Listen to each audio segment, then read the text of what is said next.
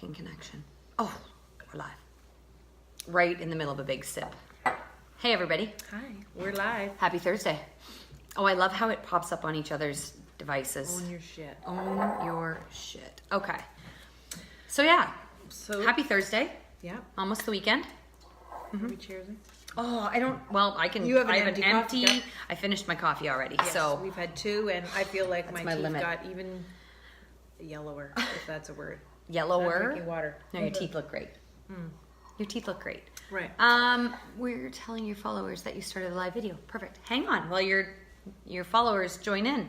Good. Perfect. So we just wanted to touch on, yesterday was Anti-Bullying Day. There was a lot of hype about that. Jesse did a post on our Insta story about it, and we got some Yeah. positive feedback from that. Did actually. Yeah. So we just wanted to talk a little bit about that. Well, I think for me, it kind of stemmed from this Mel Robbins like mindset reset course that I'm following along on, and she sort of touched on your limiting beliefs and how that if you have these feelings about yourself, it can stem from like people saying things to you. And then one of the questions and Q&A things that came back to her was, what if it's somebody else imposing these limiting beliefs on you? So it could be a bully situation. And so that's kind of what's sparked my video. And I was like, if the reason you don't feel good about yourself is because of what somebody else is saying to you in like a bullying situation, your cat is prowling. My cat Sorry. is taking advantage of the fact that we're doing a live to be on the counter, which he never is. So anyways. that's Okay, fine. sorry, back to that. But I feel like if it is a bully that is making you question your self-worth, then that's where you need to, adjust your self-worth so that bully's words don't have an effect on you. Right. Right? Because it is amazing, especially like when you're a parent and you see at home how these kids can affect, or these things that your kids are hearing at school can affect them at home. If you could see how close this cat is, Sorry. and I feel like cats can tell when you are not a cat person, and I think They're that's drawn into here. what He's causes just- them. Simon is my nemesis. Yes, but he Has wants been to for be life. near her all the time. Every time I'm here, he wants to Yes. rub up on me. Yes. So But anyways. anyways, it's amazing when you're a parent to see how what happens with your kids at school can affect them at home. Things like, suddenly they need to start wearing their hair a certain way, or wearing certain clothes, or shaving their legs, or whatever. Yeah. And it all stems from how they're being seen at school. Yep. There maybe makes The them feel social insecure. influence. Yeah. Right? It really is. Yeah. It's crazy how much of an influence other people can have over your children. And I look at, this is my moment here to go back and apologize, because I know I was not the nicest kid. And there's a few people that follow us that will testify to that. Yeah. So it actually makes me kind of sad to think about the fact that some people didn't have a great childhood because of me. I don't like that. Right. I don't like that at all, and I don't know if that's why I feel so strongly, in the way that I want to talk to my kids about it, because I don't ever want my daughter to cause somebody to feel the way that I made people feel. It's something I have to live with, and I hope that the people that I, did that to when they were younger look at who I am now and realize that, that isn't who I want to be. Right. But kids can be assholes, They can. right? And I I was. recall when I was in public school, there was I don't even know if they still do it. It's called VIP. So you learned all about like just stuff like that. Like girls would learn about puberty, and and boys too, but separately. And we would also learn about how to treat others. And I remember that there was a girl who was known as which wasn't really a bully, but it's actually sad because the bullies tend to be the popular kids. So how does that happen? I think because kids are intimidated by them. Yeah. So They're afraid, do whatever so they say. yep, exactly. And so whatever discussion we had in that day was, you remember VIP, good. she suddenly was going around apologizing to everybody because she was so afraid. Because basically we'd learned that, they're not going to have many friends because they're not really their friends because they like them. They're friends because they're scared of them or whatever. Yeah. So, I don't know why that sticks in my head that she had. Well, and that was one of the things that Mel Robbins talked about in her video was like, think this, not that. And I touched on that yesterday. And one of the things that she used as a specific example was if somebody is telling you like nobody likes you. And I feel like that would be something that a child who is bullying would use as their ammunition, would be like, nobody likes you. And one of the think this, not that was, you know what, the right people like me. So I think like, in a situation where a kid is being, like you say, the popular one, and they're the one everybody wants to be drawn to them. Everybody wants to hang out with them because either A, they don't want to be their target. So if I'm spending time with you and you're the bully, then hopefully you're not picking you're turn on me, right? Yeah. But I think it's important to like maybe teach them that, hey, you know what?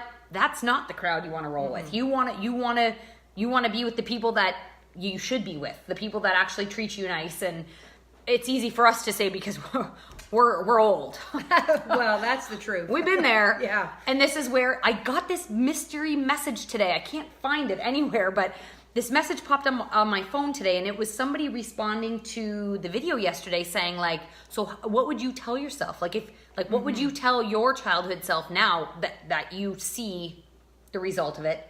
And I'm like, God damn, that's kind of what makes it hard for me because I maybe was that person when I was a kid, and I don't like that. Like there's no pride in me saying that. No. And I try to teach my kids that if, because I think they also tend to pick on your weakness, right? So if you have something that they view as not perfect, whether it's your looks or what you're wearing, then that is what they will target. Yeah. And so to just try to, if it's, I don't know what they have, one blue eye, one green eye. And so that's what they bug them about. That makes them unique. That makes them unique. But just to say, like when they wake up in the morning every day, do you think that they say, God, thank you for making me different in that way? Yeah. Like this is how it's affecting me. Half the time it's something that they can't change, and it's sad that kids want to pick on that. So, go to your way to be that person's friend and make them feel I think there was there was a post that I seen once that was like the popular kid. Oh shoot, I wish I could remember, but no, just the way you said that. It was like be the kid that actually goes out of their way to sit with the kid that's alone in the cafeteria. Right. That was like the basis of it. Like that makes you the cool kid because you actually will befriend the ones that other people won't. Mm-hmm. Because if you've ever been that kid that's been bullied or uncomfortable in a situation where, there's others are around, it's not a nice feeling. Like No. I don't particularly, like even with us, you've always been the outgoing one and I've always kind of been the more shy one. I mean, now I'll talk to people and whatever, but, I'll just walk into a room and maybe not be, I don't want to be The center. right where... Not that you do, but maybe you do. I don't know. Like you're more confident in that situation. So, but I'm very nice. So if somebody, whereas people would always think that I was. Well, yeah, no, people used to always say like, I'm not really sure if Mandy likes me or like because she doesn't talk to me. And I think that's, some people get that misconception that just because you don't walk into the room and be like, hey, look at me. It doesn't mean you are a bitch. It doesn't mean you are a mean person. It doesn't mean you are self-centered. It means that you're shy. Right. And that's it. I think people read too much into, like, yeah, I am loud and I am outgoing. That doesn't mean that I want to be the center of attention. It just means that that's my personality. Right. I'm a friendly person. Mm-hmm. And two, not to judge, like you don't know what that person's going through. I can't remember the blogger, but she talks about how she was in a drive-through and her kid was doing something in the back seat and she had to like turn for a second and deal with her kid. And in the meantime, she was supposed to be proceeding to order or whatever. And the lady in the car behind her was like honking her horn and making a big scene. And so she says, I could have got out of the car and went and punched her in the face. But instead, I thought she's obviously having a bad day. And she proceeded to go and pay for her order because, you never know what somebody's going through. So this is true. Right. That's a great way to look at it, actually. Yeah. You don't know what other people are going through. And it's, it's easy for people to put on a face that is either a brave face or a bullying face, and it could mean that there is other things going on inside of them that nobody knows about. And again, I touched on that yesterday on the Insta story, that, you know, one of the things that Mel Robbins talked about in her video was that generally those people have something going on in their life that's causing them to act that way. It doesn't mean that it's an excuse for it. It certainly doesn't make it okay, but I think that empathy goes a long way. Right. Yeah. Right. That's right. right. Like, damn. It does. That's just so, yeah. So two of the people that we've been listening to is Mel Robbins and Robin Sharma, who are and yeah. So you were listening to the 5 a.m. Club, or you have a few things about the 5 a.m. Club. One of the Robin Sharma ones about. I guess that doesn't really apply to what we're talking about, but just I think the bottom line is like. Whatever is going on in your life, like the whole topic of this was own your shit. So whether it is like for me, this was like a little moment to come and say, I'm sorry to the people that I was not nice to when I was 10 years old and 15 and 20, because it's not relative to the matter. But when I was a kid, I feel like there's specific people that I don't want to say names, but you know who you are. And one of you are watching right now. I am sorry. From the very bottom of my heart, because now that I have a 10-year-old daughter, I don't ever want her to go through this. right.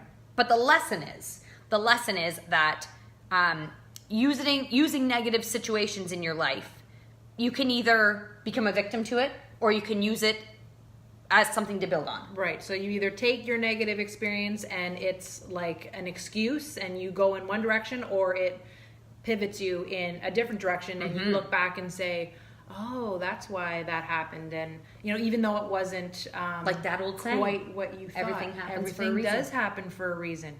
That's what I think.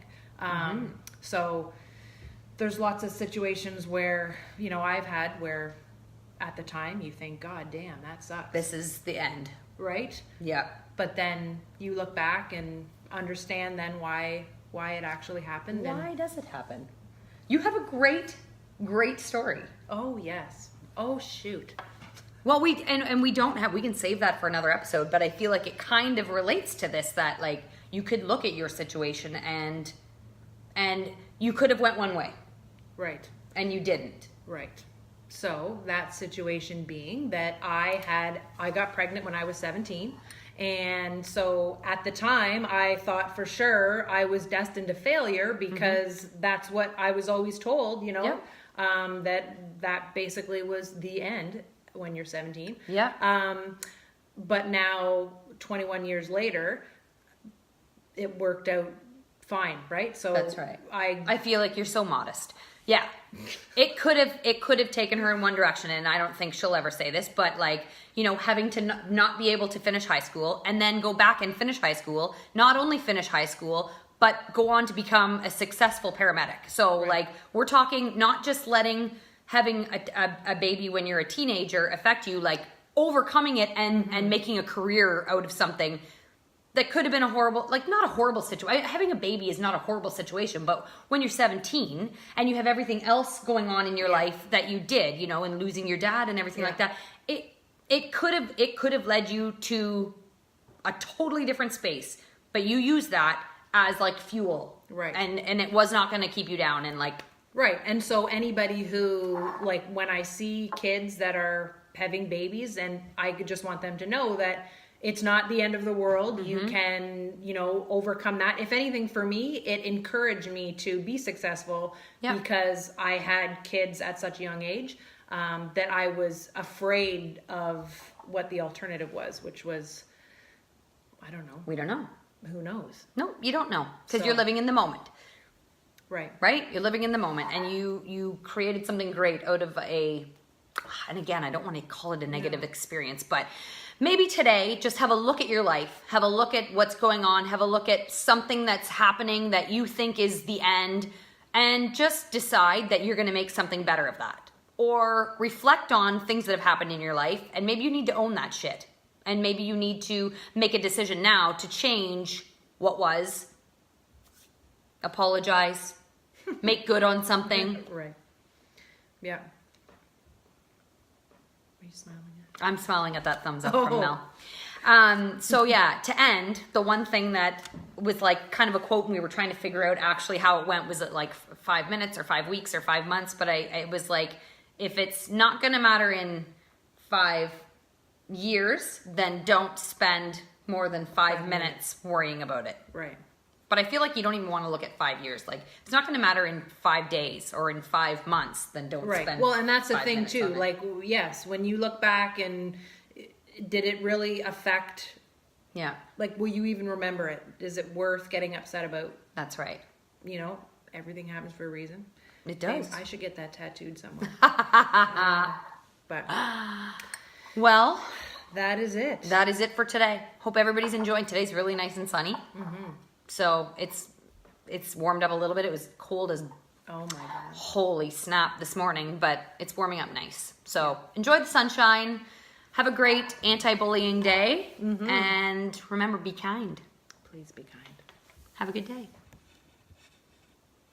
Oh, this is why we This is need the camera good part. people. We just- the